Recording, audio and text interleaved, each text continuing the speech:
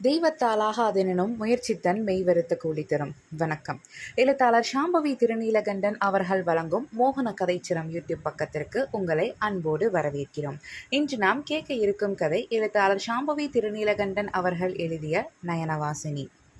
சந்தனகுமரன், நயன மனோகரி இருவரின் காதலையும் போராட்டத்தையும் அதன் பின்பான வாழ்வோவியத்தை பேரன்புடன் பேரழகாய் விவரிக்கிறது இக்கதை.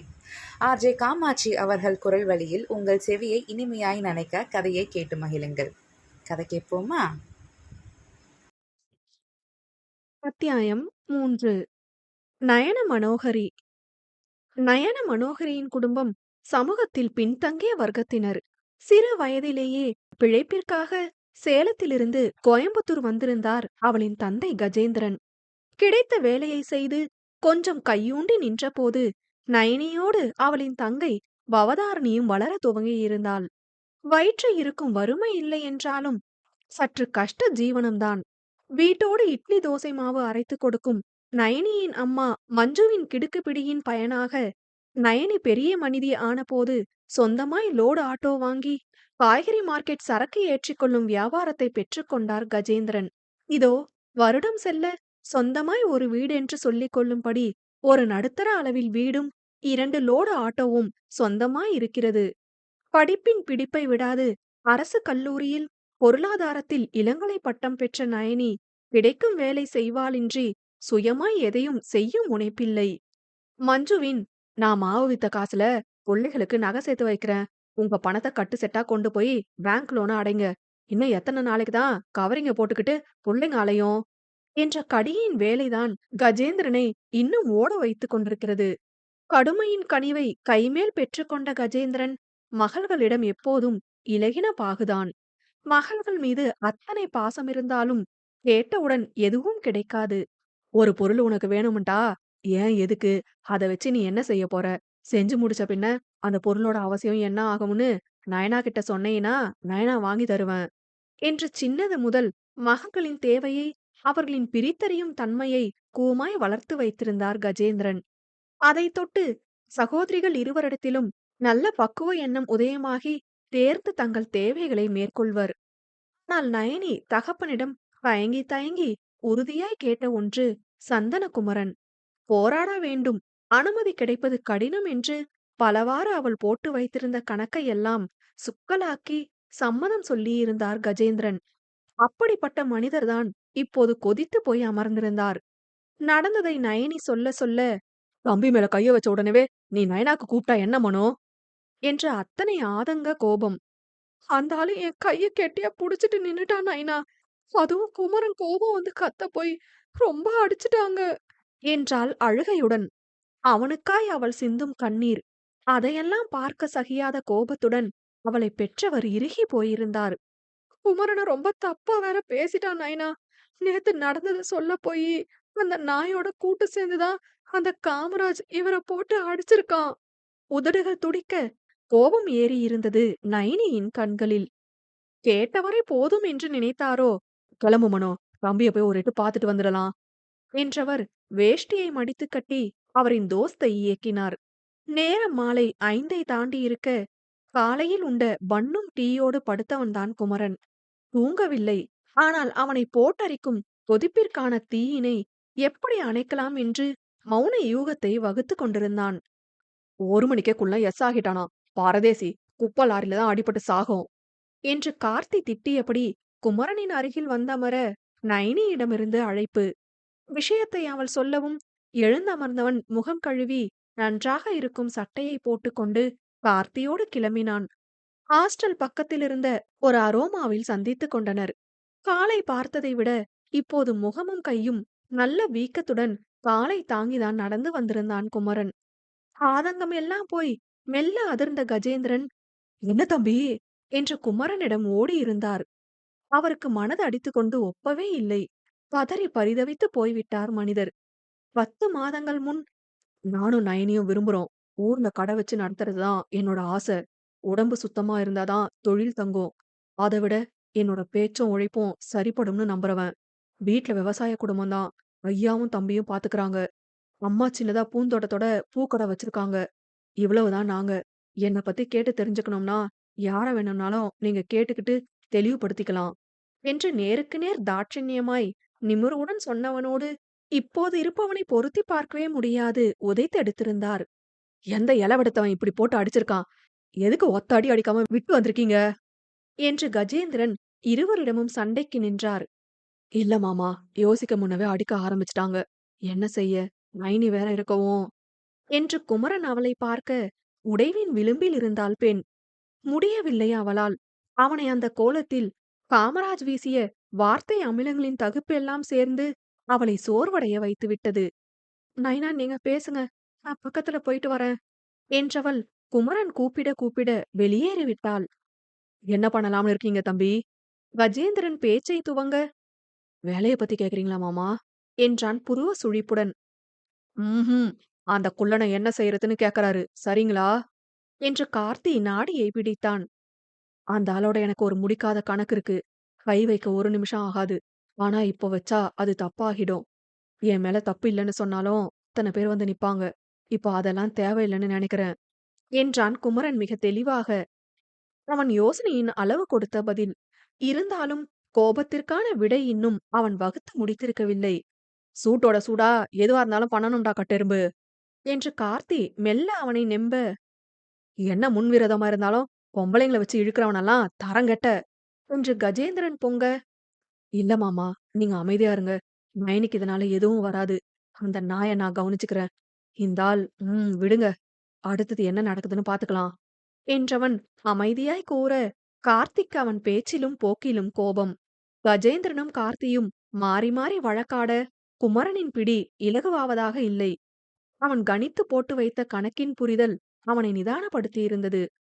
பொறுமையாய், நேரம் வரட்டும் மாமா, மொத்தமா செஞ்சு விட்டுடலாம். ஆந்தாலும் ரொம்ப துள்றான் வேற. ஒரு ஆட்டம் கட்டம் கட்டி ஆடனாதான் அடங்கி ஒடுங்குவான் என்க கஜேந்திரனும் அதை ஆமோதித்தார். நீங்க மட்டும் தனியா போவாதீங்க. எங்க எப்போன்னு எல்லாம் தெளிவாதான் முடிவு பண்ணணும். அந்த குள்ளனுக்கு அரசியல் அதிகாரத்தை விட காக்கிங்களோட உறவு அதிகம்.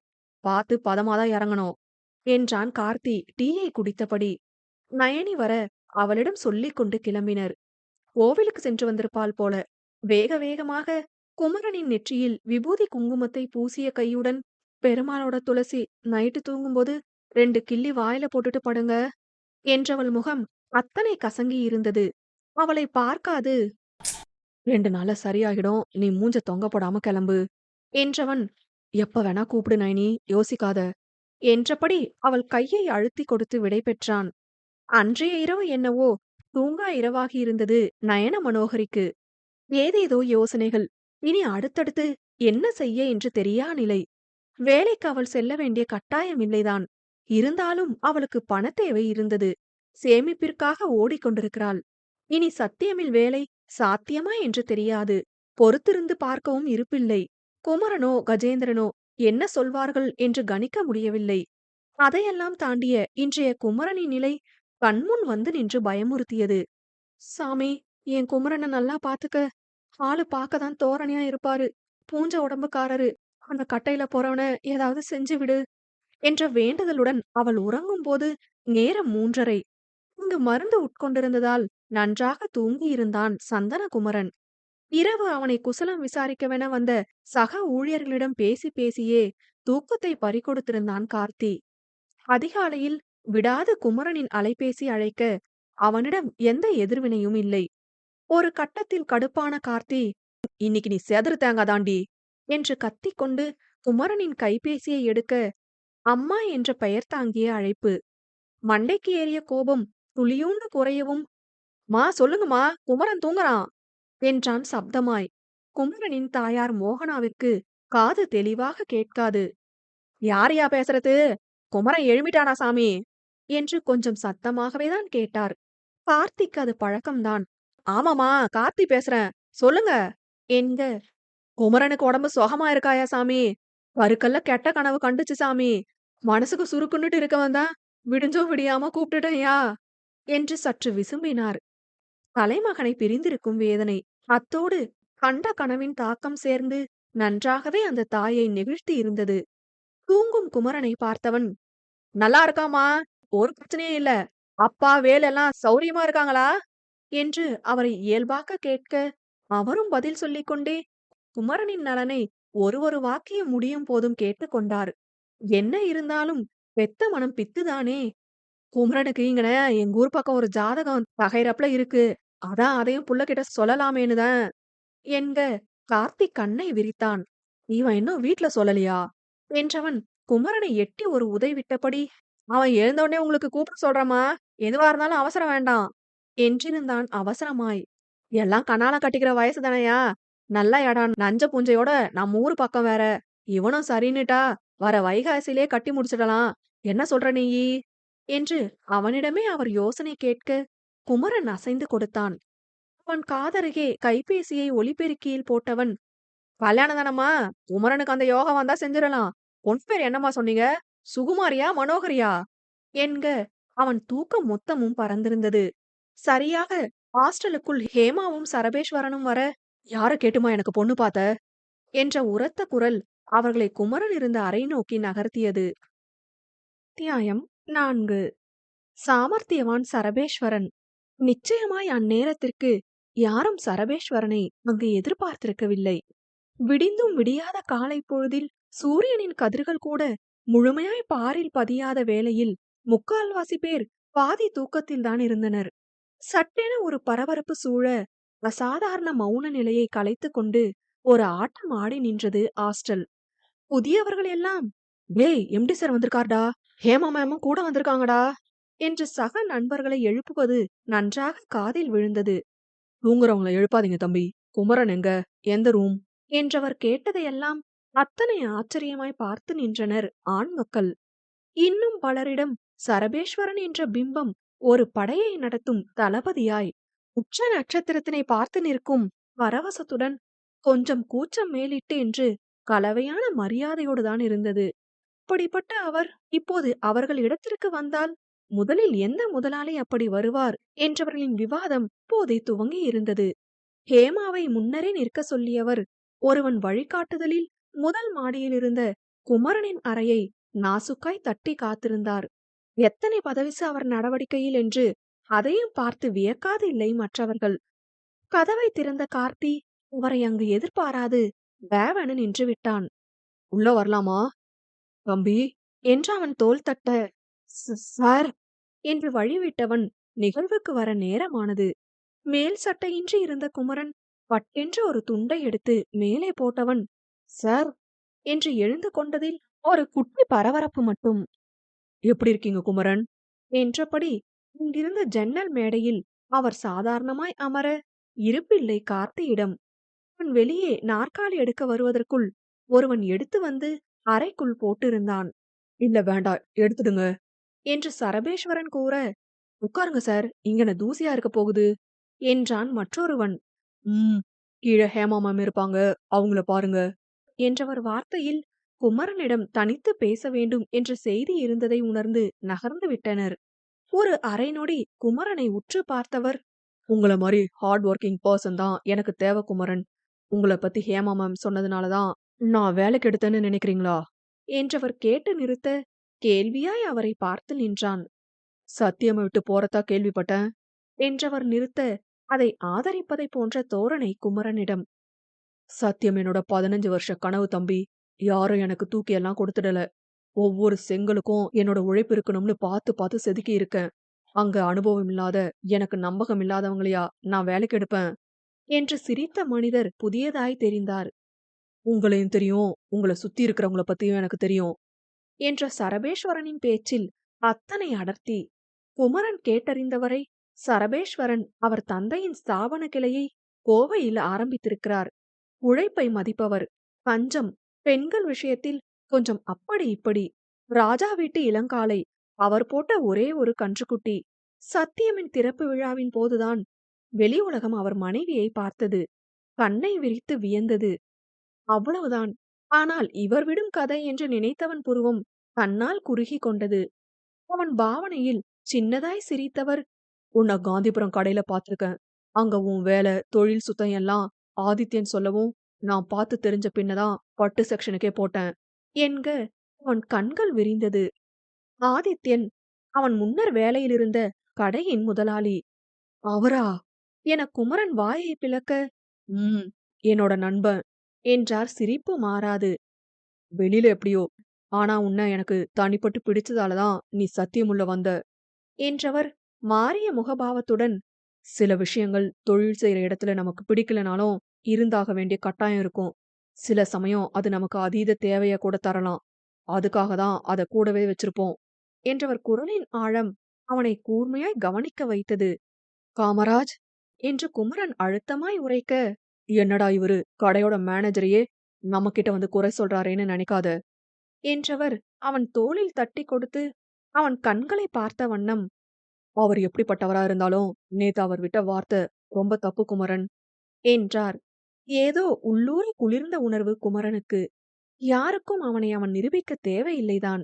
இருந்தாலும் அவன் வேலை செய்யும் நிறுவனத்தின் அதிபரே அவனுக்கு பரிந்து பரிவாக பேசுவது உச்சி குளிர்ந்து விட்டது குமரனுக்கு. நான் அவரையும் சரின்னு சொல்லல. நீங்க பண்ணதும் என்று நிறுத்த குமரன் முகத்தில் ஒரு சங்கடம். அப்பா எதுவும் இல்ல சார். நாங்க கல்யாணம் செஞ்சுக்க போறவங்க தான். முந்தா நாள் முத்துராம நயனி வீட்டுக்கு போய் பிரச்சனை பண்ணிருக்கான். அதான் என்கிட்ட சொல்லிட்டு இருந்தா. அவளோட பாதுகாப்பு தான் எனக்கு முக்கியம். அத பாதிக்க நானே காரணமா இருக்க மாட்டேன். தன்னையும் தன்னவளையும் எங்கும் தாழ்த்தி போகாது உண்மையை பேசினான். இந்த பேச்சு பிடித்திருந்தது. சரபேஸ்வரனை கவர்ந்தது. இருந்தும் அவர் ஸ்தாபனத்தில் நடந்ததை அவர் ரசிக்கவில்லை என்று அவர் முகம் காட்டிக்கொள்ளாமல் இல்லை. ம். இனி இப்படி நடக்காம பாத்துக்கோங்க. காயம் எல்லாம் சரியான பின்ன அடுத்த வாரம் கடைக்கு வாங்க என்றவர் நகர, நன்றி சார் என்று குமரன் உள்ளார்த்து கூற, சன்ன புன்னகையோடு அதை ஏற்றவர் முன்னே நடக்க, நிச்சயம் சத்தியமை விட்டு போகும் எண்ணம் துளியும் இல்லாது போனது குமரனிடம். ஹேமா பாண்டியிடமும் கார்த்தியிடமும் பேசியபடி இருந்தார். கார்த்தி அழைத்தபோது அழைப்பை ஏற்க முடியாத சூழலை அவர் சொல்ல, பல்லை கடித்து நல்ல வார்த்தைகளை இறக்கினான். அந்த ஆளெல்லாம் சரியான பொம்பள பொறுக்கி மேடம். அவனும் அவன் பார்வையும் என்க சரபேஸ்வரர் வந்துவிட்டார். ஹாஸ்டல் வார்டன் முருகையனிடம் பேசியவர் சமையல் செய்யும் இடம், ஸ்டோர் ரூம், 2ஆம் நிலை குடோன், மற்ற ஊழியர்களின் அறைகள் என்று பார்வையிட்டவர் கிளம்ப 7:30 மணியானது. ஹேமாவும் குமரனிடம் பேசி நலனை விசாரித்த கையுடன் தனித்து ஒரு வார சம்பள பணத்தை தந்தார். சிலவற்றை நேரடியாய் முதல் போட்டவர்கள் தரமாட்டார்கள் தானே. இருவரும் கிளம்ப இளம் வெயிலில் பளபளத்த கருப்பு ஜாக்வாரை சரபேஸ்வரன் இயக்கி வந்தார். சற்று பொறுத்து ஹேமாவின் கணவர் சைலேந்திரன் அழைத்திருந்தார். மேலோட்ட பேச்சு முடிந்து சரபேஸ்வரனும் அவரிடம் பேசி வைக்க ஹேமாவின் மௌனம் புரிந்து பேச்சை எடுத்தார் சரபேஸ்வரன். நமக்கு வேலை ஆகணும் ஹேமா. இப்படி பேசினாதான் இந்த பசங்களுக்கு சாமரம் வீசின மாதிரி இருக்கும். ஒண்ணுக்கு ஒண்ணு சளைச்சதில்ல. எனக்கு அந்த ஆளும் வேணும், இவனும் வேணும். ரெண்டையும் நான் சரியான சுக்கான்ல கொண்டு போனாதான் சத்தியமுக்கும் எனக்கும் ப்ராஃபிட் என்றார் அக்கா முதலாளியாக. ஹேமாவிற்கு இதெல்லாம் சாதாரணம்தான். இருந்தாலும் சரபேஸ்வரன் மேல் ஒரு தாங்கல் இல்லாமல் இல்லை. என்ன இருந்தாலும் அவர் காமராஜை ஏதாவது திட்டி சஸ்பெண்ட் செய்திருக்க வேண்டும் என்பது அவரின் எண்ணம். ஹேமா, ரோட்ட பார்த்து வண்டியை ஓட்டு சரண் என்று கடுப்பாக கூறிவிட்டார். ஓய், நான் ஆன் டியூட்டில இருக்கேன் சார் சொல்லு என்று வம்பிழுக்க, போடா என்று விட்டு கண்மூடி சீட்டில் சாய்ந்து விட்டார். சரபேஸ்வரனிற்கு சொந்தமான வீடு நகரின் மையப்பகுதியில் இருந்தாலும் இப்போது குழந்தைகள் மனைவியோடு அவர் வசிப்பது மாதம்பட்டியில்தான். பண்ணையும் தோப்பும் இதமான சீதோஷ்ண நிலையும் திராட்சை தோட்டமும் அதன் நடுவில் அவர் வீடும் என்று கிராமத்து வீட்டில் இருப்பதைதான் சரபேஸ்வரனின் மனைவி விரும்புவார். இன்று அதை ஆழ்ந்து அனுபவித்தபடி சரபேஸ்வரனின் வீட்டை அணுகியவர்களை வரவேற்றார் அப்னி சரபேஸ்வரன். தை மாதம் துவங்கியிருந்தாலும் பனியின் அடர்த்தி துளியும் குறையாது குளிரால் நடுங்க வைத்து மிரட்டியது அரவங்காடு. மேடான இடத்தில் அமைந்திருந்த ரிசார்ட் ஒன்றில் தன் கை வலியெடுத்து துவளும் வரை சவுக்கம் பூட்டால் அவனை வெளுத்து கொண்டிருந்தார் காமராஜ். அவரை சுற்றி 5-6 பேர் நின்றிருக்க, வலி தாங்காது ஒரு கட்டத்தில் மயங்கி மரண காயம் வாங்கியிருந்தான் முத்துராமன். செத்துட்டானா பாருங்கடா என்று கத்தியவரின் சொல்லுக்கிணங்கி முத்துராமனை பரிசோதித்தார். இன்னும் கொஞ்ச நேரத்துல முடிஞ்சிடும் சார் என்றான் ஒருவன். ம், ஜீப்ல தூக்கி போட்டு போய் தர்மாஸ்பத்திரியில போடு போ, இங்கன செத்து தொலைய போகுது என்றபடி நாட்டு சரக்கில் மூழ்கினார். 2 நாட்கள் ஆகியிருந்தது காமராஜ் சத்தியம் சென்று. வந்ததிலிருந்து பொன்னும் சரக்கும் அடியும் என்று ரிப்பீட் மோடில் சென்று கொண்டிருக்க, அதை தடுக்கவென முத்துராமன் மொத்தமாய் போக இருந்தான். அவருக்கென்று வீடு இருந்தாலும் தனியா இப்படி ஒரு அரக்க வாழ்க்கை. சுய ஒழுக்கம் தப்பியவரின் நடவடிக்கையில் எல்லாம் பிழைதான். மழை வெளுத்து வாங்க வானிலை மோசமானது. சாயந்திரம் போல் தூக்கம் கலைந்து லுங்கியை சரி செய்தபடி வந்தவர் எண்ணம் முழுக்க ஹேமாவும் நயனியும். அவர் பொல்லா மூளை பல கணக்கை மந்தமாய் போட்டாலும் உடல் ஸ்டெடியா இருந்தது. அங்கிருந்த மேசையில் அமர்ந்தவர், டே சிவா, அந்த ஏமலட்சுமிய ஏதாவது செஞ்சே ஆகணும்டா, என் பேர நார் அடிச்சிட்டா என்றவர் சிவந்த கண்களில் வேட்டையாடும் வெறி. என்னன்னு மட்டும் சொல்லுங்க சார், முடிச்சிட்டு வரோம் என்றவன் கூராய் நின்றான். 2 பசங்க தானே அவளுக்கு, அதுங்க முன்னாடியே அவளை கட்டி தூக்கு. ரொம்ப வேண்டாம், 6 மாசமாவது அவ கொட்ட அடங்கி இருக்கணும் என்றார் அதீத வன்மத்துடன். அவரின் அளவும் அதுதான். ரொம்பவெல்லாம் போக மாட்டார். இருந்தாலும் இந்த காழ்ப்புணர்ச்சி கூட பின்னாளில் அவரின் கணக்கில் பலமாய் ஏறி அவரை குழியில் தள்ள அவராய் போட்ட முதல் சுழி. அப்ப அவ என்று வந்தான் வேறொருவன். உம் என்று தாடியை சொரிந்தவராய், அந்த குமரனை மொத்தமா ஏதாவது செய்யணும். அதுக்கான ஆளை பாரு. சத்தம் காட்டாம விசாரி. இப்ப அந்த புள்ளைய துள்ள துடிக்க வச்சாகணும். சும்மா எல்லாம் அவனை உட்கார விடக்கூடாது என்று நயனிக்கு ஆபத்தை ஏற்பாடு செய்துவிட்டார். அதற்கான வேலையில் ஆட்கள் இறங்க அவரின் எண்ணத்தில் வந்ததெல்லாம் அவர் பேசிய ஆடியோ வாய்ஸ் தான்.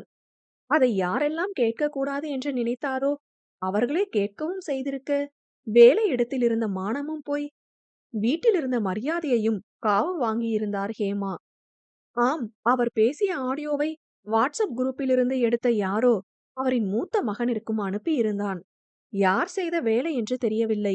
ஆனால் அதற்கெல்லாம் காரணியான ஹேமாவை கண்ணங்கண்ணமாய் அரைந்து வெளுக்க ஆத்திரம் பற்றிக் கொண்டு வந்தது காமராஜருக்கு. என்னப்பா இது? சீ, வயசு என்னாச்சு உங்களுக்கு? என்ன பேசிருக்கீங்க? இத்தனை அசிங்கம் பிடிச்சவரா நீங்க? எங்க அம்மாவுக்கு இப்படி ஒரு துரோகம் பண்ண எப்படி துணிஞ்சீங்க? இன்னும் எத்தனை பேரோட கான்டாக்ட்ல இருக்கீங்க என்று ஒரு மகன் தந்தையிடம் கேட்கக்கூடாத கேள்வியெல்லாம் அவரிடம் கேட்டு தந்தையின் தொடர்பையே முறித்து கொண்டான் காமராஜின் மானமுள்ள மகன் பிருத்திவிராஜ்.